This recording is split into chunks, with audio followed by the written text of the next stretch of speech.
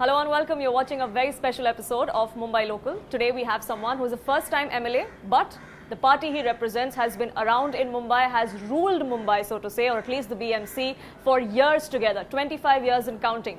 Back then, it was a united Shiv Sena. That's not the case anymore. But what will we see this time around for Mumbai and for the fate of BMC? That's something that we want to talk about, and what really the people, especially the youth of Mumbai, want from this election. Varun Sardesai is with us. Thank you so much for speaking with us and joining us here on this special edition. The first thing I want to ask you is, the youth of Mumbai, do their aspirations differ from what everyone else in Mumbai wants? This BMC election comes after almost a decade. There must be so many first-time voters this time around. What is it that they want? I think it's not just the youth of Mumbai. I think it's every citizen of Mumbai who is really looking forward to this election, because it's been almost 3 years since we had our corporators. And this is an extremely localized election. Issues related to your water supply, to your sanitation, to your garbage pickups, to your internal roads. For last 3 years, there was no one to pay heed to the demand of the citizens. And hence, it was almost like a headless chicken. And hence, all the citizens are looking forward to it. Mumbaikars have entrusted us with this responsibility for the last 5 terms, almost 25 years. And we are extremely confident that once again, now that the Thackeray brothers are together, once again the mayor will be decided by the Thackeray brothers. You know, we spoke about this election. It's a local election, but BMC has a budget which is surpassing some of the states in this country. So in that sense, it's not really a small election. Yeah. But do you think that people don't really come out and vote, especially first-time voters or youth in BMC, thinking that they're local elections and that much will not change? No, I partially agree with you, because just before meeting you and doing this interview, I was doing door-to-door campaign in some of the affluent societies in my constituency, and I was somehow shocked at the lack of awareness that some youth have. So I really feel that it is also the responsibility of all, not just the first-time voters, but essentially, if we call India a young country, then the political leadership should also be decided by the young people. What happens is they don't come out to vote, or they are a lot of times a majority of the youth, they're not very well aware of exactly what is happening, who is campaigning, and then next 5 years we can't just keep putting the blame on the leaders.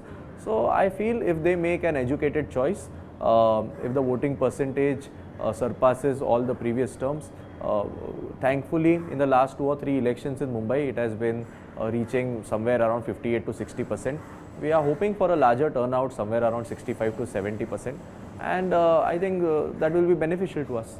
You know, you spoke about the affluent parts of your constituency, which is why I want to ask you this. Bandra especially, that kind of disparity that we see, especially if you go from east to west, the kind of disparity that you see, or within even your own constituency. Why do you think that is the case? Why do you think that at some levels it is so affluent, one of the poshest areas, and at the other levels, basic needs like housing and water is a problem? That's very true, because I think my constituency is a very accurate representation, in the sense that you have housing flats that sell upwards of 10 crores as well, and then 95% of the population, or maybe say 90% of the population in my constituency still lives in slums. They still await permanent houses. What has happened is there has been a complete lack of apathy from the state government for the last 5 or 7 years, and not a single project has moved ahead. It's not so that there have been no processes that are being followed for redevelopment, but there was no push from the political leadership. I'm very happy to share that in the past 1 year that I've been an MLA, we have been able to fast track almost 6 of these projects. If you can see behind, I've already shared some of the newspaper clippings as well. And more than 300 residents have actually gotten their permanent homes. In the coming 6 months, more than 2,000 residents will eventually get their permanent houses. So I think that is my responsibility, that is my duty, and we've been trying to do that. Of course, like you said, Bandra West is in some aspects far more developed than Bandra East. But then Bandra East has BKC. My constituency has BKC, which contributes to almost 3% of India's GDP. My constituency has the collector of it, it has the MHADA headquarters, it has the SRA headquarters. And so I'm hoping, and now the new High Court is coming in my constituency. The state government is spending upwards of 4,000 crores to build it. So the real estate prices are going to boom, and along with that, I'm hoping that even the infrastructure increases. But you know, speaking of BMC, it is like a showcase piece, so to say, of Mumbai, of Bandra especially, of the country as well. But even in that area, roads, potholes, construction that keeps happening, that still seems to be an issue. I mean, we can still hear some construction happening even around while we are speaking. Does it feel like Mumbai is a work in progress all the time? I think every single developing city around the world is a work in progress. I have done my masters from Columbia in New York, and even New York was always a work in progress and is still a work in progress. Whenever you go to Manhattan, you will always see one lane is always constantly being dug up, and I think that is also because of the rising population.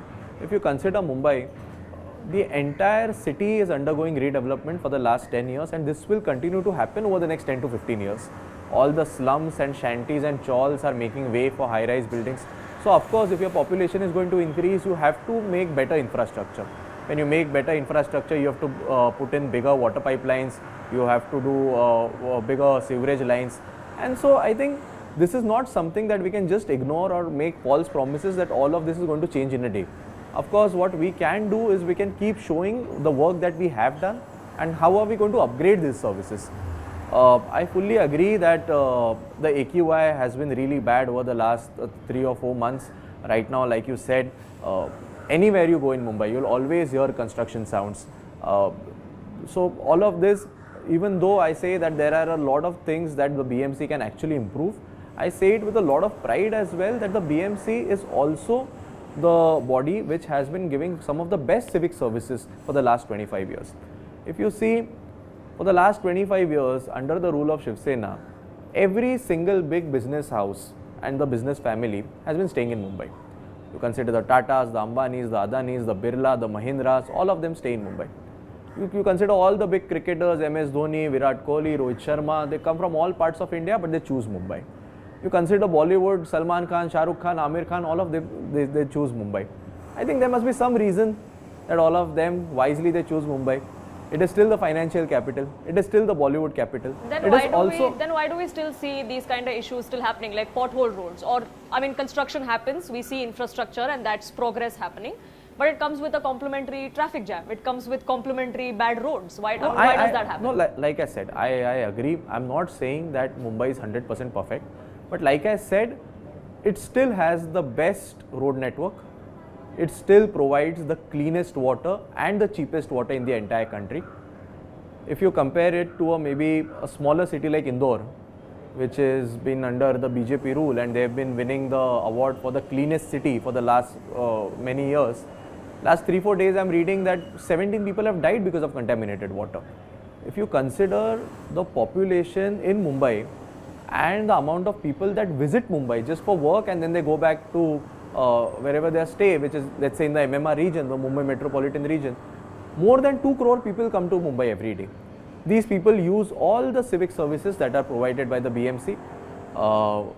They use the water, they use the sanitation, they use all the roads. The road quality, I agree, can definitely be improved. But on the other hand, we should also consider the amount of construction and the real estate construction and the infrastructure construction that is going on. All this construction is being carried, all the construction equipments are carried by really these heavy vehicles which ply on these roads. A lot of times what happens is in common knowledge or in gossip circles, Mumbai roads are being compared to European small town roads. But you have to also look at that population, you have to see the amount of construction that is happening there, and you have to look at Mumbai. I don't think construction and development in Mumbai can, and the scale at which it is happening can be compared to, I think, any other city in the world right now. So, like I said, I'm not at all saying that Mumbai and BMC is perfect, but it is definitely a work in progress. The BST service is one of the most efficient services as compared to any other city in Mumbai. While we were controlling BMC, it was also one of the cheapest. Now, after it is being controlled by the BJP and the Shinde government, they have increased the ticket prices, and hence we have assured that once we again we have our mayor controlling BMC, we are again going to reduce prices. So, like I said, every civic amenity, you can consider our hospitals. The hospitals in Mumbai, which are run by the BMC, overall, if you see, in the entire country, the job of a hospital run by any municipal corporation is to only provide primary health care. Whereas in the BMC run hospitals, they provide primary, secondary and even tertiary health care. Patients from all over the country, they come to Mumbai to take treatment in BMC hospitals because it is so cheap and the doctors are so good. Now what happens is, because of this overload of population, I fully agree that there are sometimes lack of beds. But because we had such good doctors and we had such good hospitals, we could control COVID. So like I said, there are checks and balances. Of course, there is room for improvement. But to say that the BMC is doing a completely hopeless job, I think that's too much. So the last time BMC elections were held was in 2017. We're in 2026, so almost a decade, like I said. Priorities, of course, have changed, should change for the BMC. Yeah. What do you think should be the top 3 priorities this time around? Because pollution is an issue that Mumbai has never faced before. I mean, I was born and brought up in Mumbai, and we've never thought of pollution until I actually moved to Delhi. But now you hear of it even in Mumbai. Do you think that's going to be one of the top priorities? Of course it is, because what has happened is, over the past maybe 3 or 4 years, under the name of development, I think every single building has been stripped down. Every single road which was in almost perfect condition is being rebuilt. You mentioned Bandra West just a while ago. Bandra West had perfectly good motorable lanes, yet every single road right now, if you visit, has been dug up just to concretize it. Now the point is that there was no need to do any of this. If you see, just in my constituency, you can see all the real estate development is happening, which is great because people are maybe getting bigger houses. But you also have the bullet train project which is going up. You also have the High Court project which is going up. And hence, right now, like you mentioned, that AQI is so bad. And in the name of development, we cannot just bring down every single building and every single piece of infrastructure and say that, look, vikas ho raha hai. There has to be some sustainable development. There has to be some planning. There is a reason why we do this development in steps, and I think that is what should be followed. So what, then could you list your top 3 priorities if y'all were to come back to rule the Shiv Sena, to rule the BMC? I think number 1 would be to maybe make sure that Mumbai gets affordable housing. And that is via a lot of land is still owned by the BMC. So if the BMC can maybe make a mini housing department of its own, and like how the MHADA functions, if the BMC can do that, because the premium is collected by the BMC. If you see the construction cost, it is really low.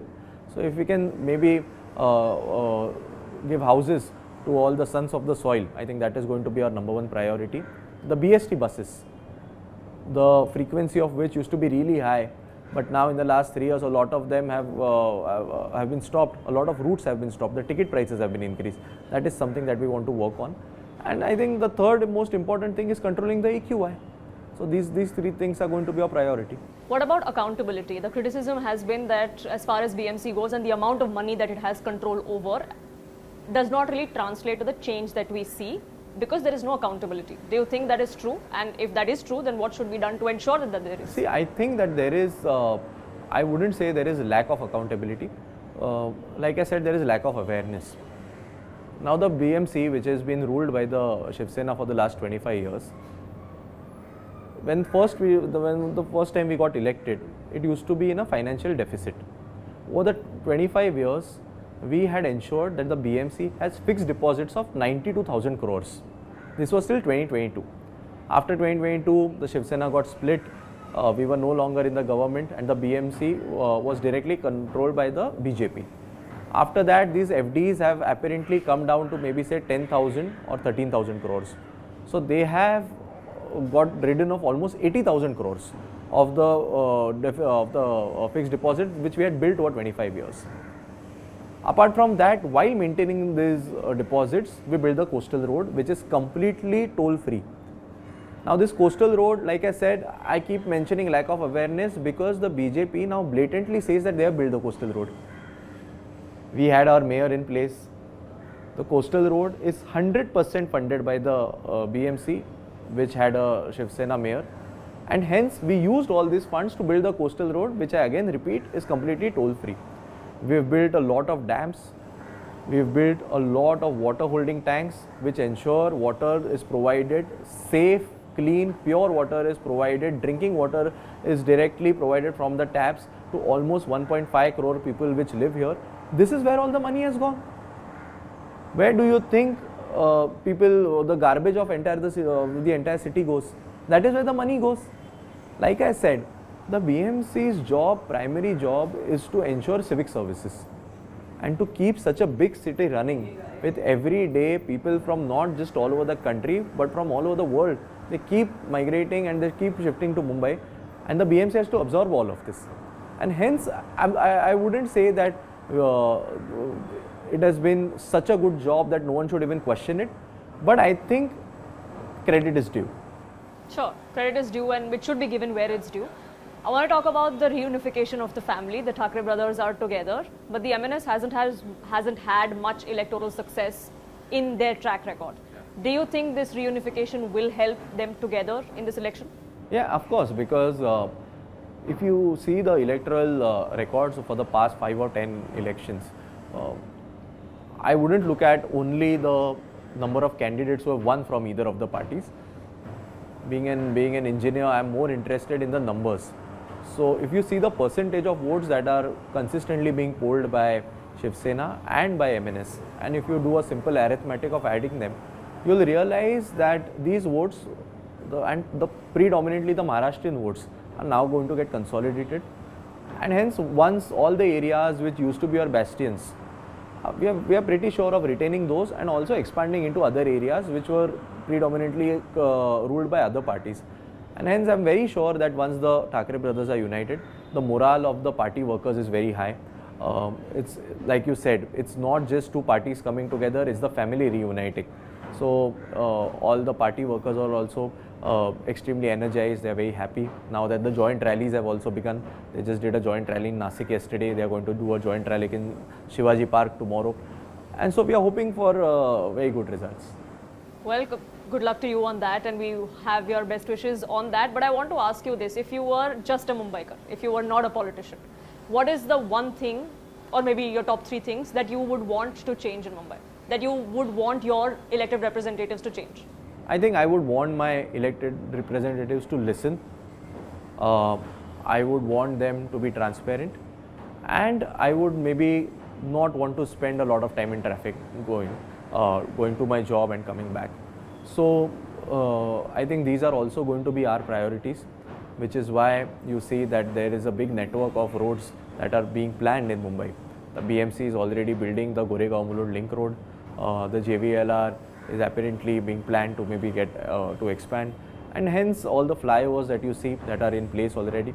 And I'm hoping that the BMC keeps doing this, and once we are at the helm of things, we can do it better. You were not born in Mumbai, so to say. You were from Dombivli, if I'm not mistaken.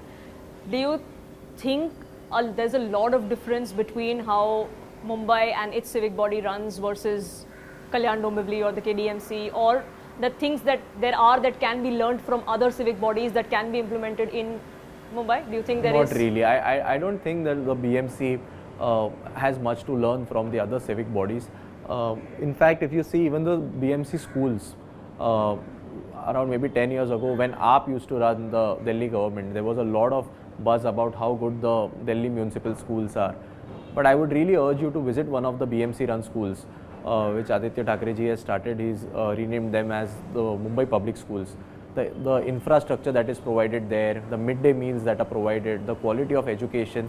Right now, as an MLA, every say maybe January or February, there are literally hundreds of citizens who come to us just for reference letters to get admissions in BMC schools, which maybe 10 or 15 years ago people used to refuse getting an admission in BMC schools. They would say either let's go to a private school or we don't want any education at all. The dropout rates of BMC schools used to be really high. Now the passing rates in 10th standard of BMC schools are almost upwards of 90%. And hence, like I said, that along with a bigger budget, it is also the civic body which has provided excellent services. And like I mentioned before, it is also the reason why Mumbai continues to be the top choice of relocation for anyone who wants to make it in the country. Let it be from any business, let it be from Bollywood, let him be a famous personality, or whoever wants to make it, they still come to Mumbai. But when will Mumbai make it? Mumbai has already made it, I feel. And like I said, it is all it is a city in progress. I mean, the picture that we want to, like I said, the picture that we want to showcase is the one that Mumbai is India's crown jewel. but it is work in progress all the time. So when No, will, see- in that sense, when will Mumbai make it? No, see, I feel that now that you have a big crew with you, I would really request you that you, because of the EQI, you may not get good visuals, but if you just travel along the sea link, and if you just look at the change in Mumbai's coastline, maybe look at Worli and Parel, Lower Parel, you'll get to know that the city has evolved over the last 10 years. Of course, like I said, development should not only mean chawls going away and vertical buildings coming up. The character of the city also has to be retained, and hence we have also opposed maybe just selling away Kolivadas to real estate developers. And so, in essence, I think Mumbai is unique, and hence the development of Mumbai should not be compared only to other western cities. In maybe civic amenities, yes, maybe we can, but in sense of the real estate development, I don't think that is the only way to go forward. Every city is unique, and Mumbai is essentially unique. So like I said, the Mumbai city right now, you have very good civic services there. The suburbs, yes, the suburbs really need working, and I'm pretty sure that once all these infrastructure projects are in place, like I mentioned, the GMLR tunnel and the other roads that are being built, even the traffic should ease.